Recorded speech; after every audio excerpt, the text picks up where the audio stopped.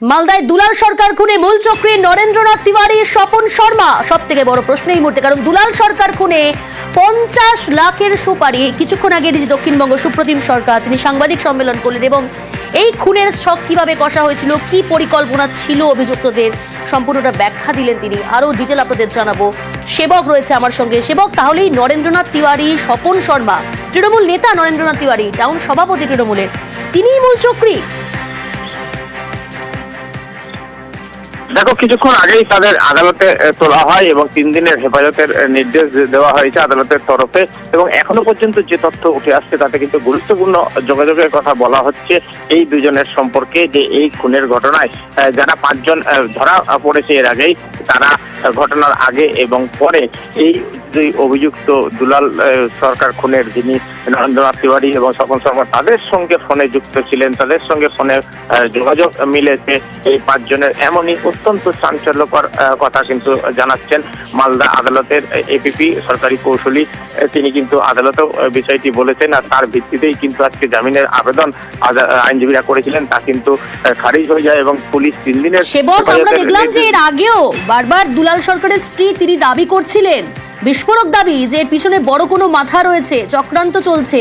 তাহলে কি এই নরেন্দ্রনাথ তিওয়ারি, স্বপন শর্মার কথা তিনি বোঝাতে চাইছিলেন?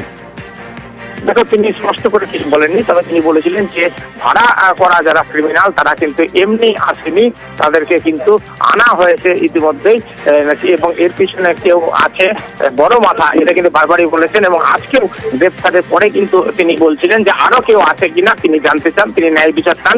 তবে এই যে খুনের পরিকল্পনা, সেটা কিন্তু ছোটখাটো পরিকল্পনা না, পরিকল্পিতভাবেই এই খুন করা হয়েছে, এমনটা কিন্তু জানিয়ে দিয়েছেন এই নিহত নেতার স্ত্রী।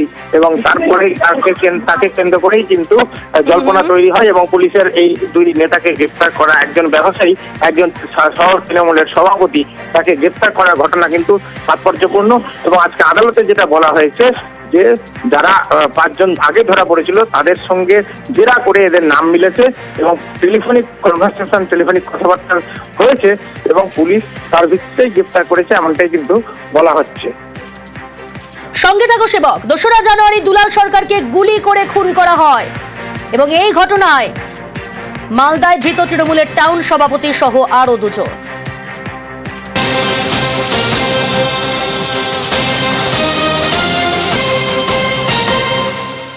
মূল চক্রী নরেন্দ্রনাথ তিওয়ারি, স্বপন শর্মা, দুলাল সরকার খুনে 50 লক্ষের সুপারি। মালদায় ধৃত তৃণমূলের টাউন সভাপতি সহ 2।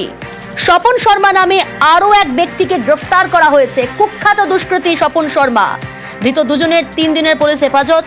2রা জানুয়ারি দুলাল সরকারকে গুলি করে খুন করা হয়। সেই ঘটনায়, অর্থাৎ নেতা খুনে নেতা গ্রেফতার, কাউন্সিলর খুনে গ্রেফতার মালদায় তৃণমূলের টাউন সভাপতি নরেন্দ্রনাথ তিওয়ারি।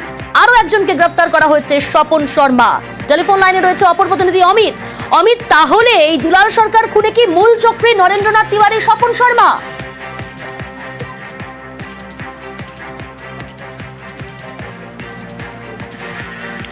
অমিত, শোনা যাচ্ছে? আমরা যোগাযোগ করছি আবারও। আপনাদের জানাবো, দুলাল সরকার 2রা জানুয়ারি যাকে খুন করা হয় গুলি করে, সেই ঘটনা এবার গ্রেফতার করা হলো মালদায় তৃণমূলের টাউন সভাপতি নরেন্দ্রনাথ তিওয়ারি। অমিত রয়েছে আমার সঙ্গে।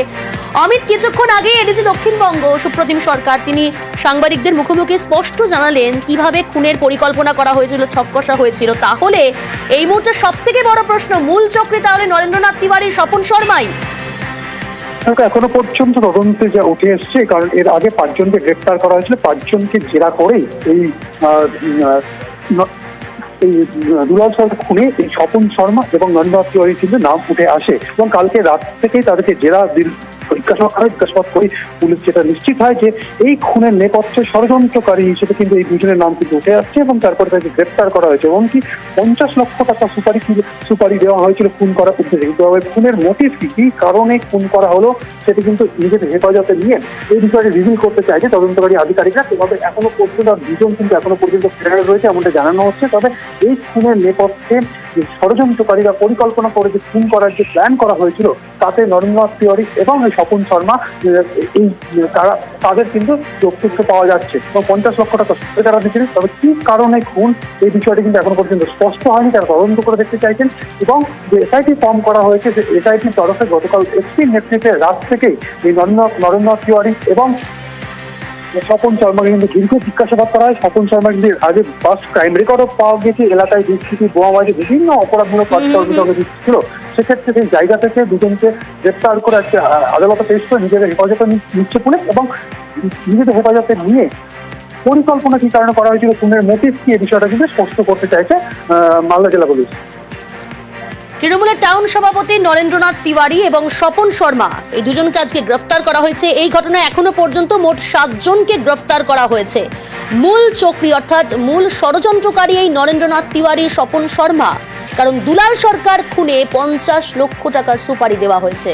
মালদায় ধৃত তৃণমূলের টাউন সভাপতি সহ 2 জন। আমি আবারও কথা বলবো, অমিত রয়েছে আমার সঙ্গে। অমিত, এই ঘটনায় এখনো পর্যন্ত মোট 7 জন গ্রেফতার হলেও আরো 2 জন আমাদের সঙ্গে যোগাযোগ বিচ্ছিন্ন হয়েছে। আমরা আবারও যোগাযোগ করার চেষ্টা করছি প্রতিনিধির সঙ্গে।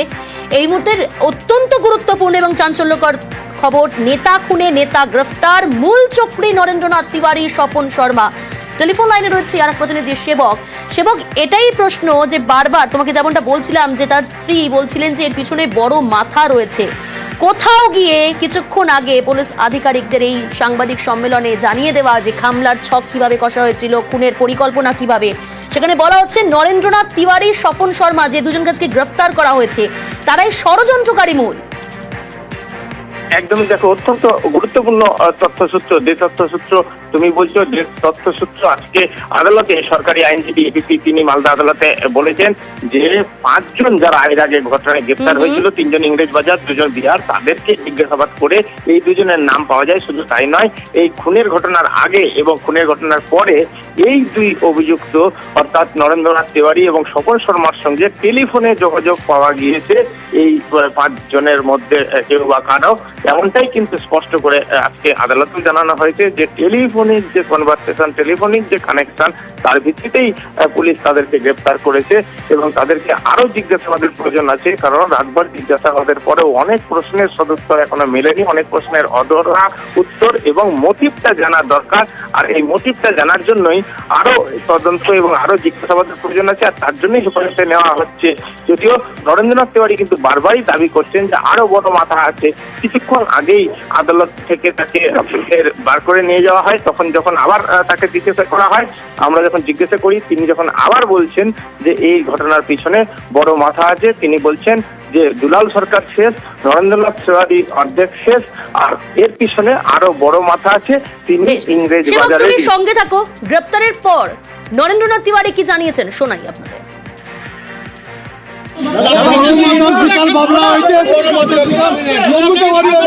বড় মাথার ঢাকার বাজানো হয়েছে আমাকে, বড় মাথার শিকার বাবলা হয়েছে, বড় মাথার শিকার বন্ধুতে বাড়ি হয়েছে, বড় মাথা। নন্দুদা, আপনি কি চক্রান্তের শিকার? হ্যাঁ, চক্রান্তের শিকার। আপনি চক্রান্তের শিকার অবশ্যই। বড় মাথার শিকার বাবলা হয়েছে, বড় মাথার শিকার আমি। বড় মাথার শিকার হয়েছে এবং বড় মাথা, তার মুখে বারবারই একথা শুনতে শোনা গেল। আমি আবারও কথা বলবো, সেবক রয়েছে। সেবক, নরেন্দ্রনাথ তিওয়ারি এবং দুলাল সরকার একই জায়গায় তাদের বাড়ি, কিন্তু স্বপন শর্মা যে কুখ্যাত দুষ্কৃতী, এর বাড়ি কোথায়? স্থানীয় তৃণমূল নেতৃত্ব তারা কি জানাচ্ছে? নরেন্দ্রনাথ তিওয়ারির সঙ্গে দুলাল সরকারের সম্পর্ক কিরকম? দেখুন, নরেন্দ্রনাথ তিওয়ারির সঙ্গে দুলাল সরকারের সম্পর্কের কিন্তু অবনতি হয়েছিল 2022 সালে পুর নির্বাচনের সময় থেকে। আমরা দেখেছিলাম পুরসভা ভোটে একে অন্যের বিরুদ্ধে প্রার্থী দাঁড় করানোর অভিযোগ উঠেছিল। নরেন্দ্রনাথ তিওয়ারির স্ত্রী হেরে গিয়েছিলেন, সেখানে বিজেপি জিতেছিল। সেই ঘটনার ক্ষেত্রে দুলাল সরকারের ভূমিকা নিয়ে প্রশ্ন উঠেছিল। আবার দুলাল সরকারের বিরুদ্ধে নির্দল প্রার্থী দাঁড় করানোর অভিযোগ ছিল এই নরেন্দ্রনাথ তিওয়ারির বিরুদ্ধে। তারা একই এলাকার ব্যক্তি এবং এলাকায় যথেষ্ট দাপুটে ছিলেন। 2 জনই একসময় সস্ত্রীক কাউন্সিলর ছিলেন এবং এদের এলাকায় প্রভাব বিস্তার, এদের ব্যবসা, এদের জমিজমা সংক্রান্ত ব্যবসা, নানা ব্যবসার সঙ্গে এরা যুক্ত ছিলেন।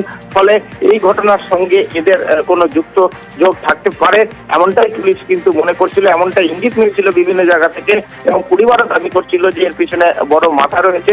সেই জায়গা থেকে দাঁড়িয়ে আজকে কিন্তু যেটা আদালতেও বলা হলো যে তাদের কে জেরা করে টেলিফোনিক যোগাযোগ, আবার বলছি টেলিফোনিক যোগাযোগ যে কথা বলছেন সরকারি আইনজীবী, সেটাও কিন্তু অত্যন্ত গুরুত্বপূর্ণ। এবং এই 3 দিনের পুলিশ হেফাজত নেওয়া হয়েছে। এই 3 দিনের মধ্যে এই ঘটনায় আরো তথ্যসূত্র বেরিয়ে আসবে এবং মোটিভ ক্লিয়ার হয়ে যাবে, এমনটাই একসময় কিন্তু বন্ধুত্ব বলা ছিল, হচ্ছে। কিন্তু বিবাদও তৈরি হয়ে গিয়েছিল এবং সেখান থেকে এই নরেন্দ্রনাথ তিওয়ারির সঙ্গে বর্তমানে তার সম্পর্ক একেবারেই ভালো ছিল না দুলাল সরকারের। কি কারণে খুনের মোটিভ সম্পর্কে এখনো স্পষ্ট নয়, তবে মূল ষড়যন্ত্রকারী এই নরেন্দ্রনাথ তিওয়ারি, স্বপন শর্মা। উঠছে প্রশ্ন, উত্তর মিলবে।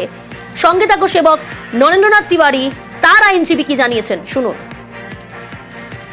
আমাদের সাবমিশন এটাই ছিল যে উনি এই ঘটনার সাথে জড়িত না, উনি ইনভেস্টিগেশনে উনি ফুললি কপারেশন করেছেন। 3 দিনের পিসি রিমান্ড চাওয়া হয়েছিল লার্নেট কোর্ট, ওখানে 10 তারিখ অব্দি পিসি রিমান্ড অ্যালাউ করে। স্পেসিফিক উনার এগেনস্টে কোনো কমপ্লেন বা কিছু নেই, উনি একটা ইনভেস্টিগেশনের সব ব্যাপার আছে।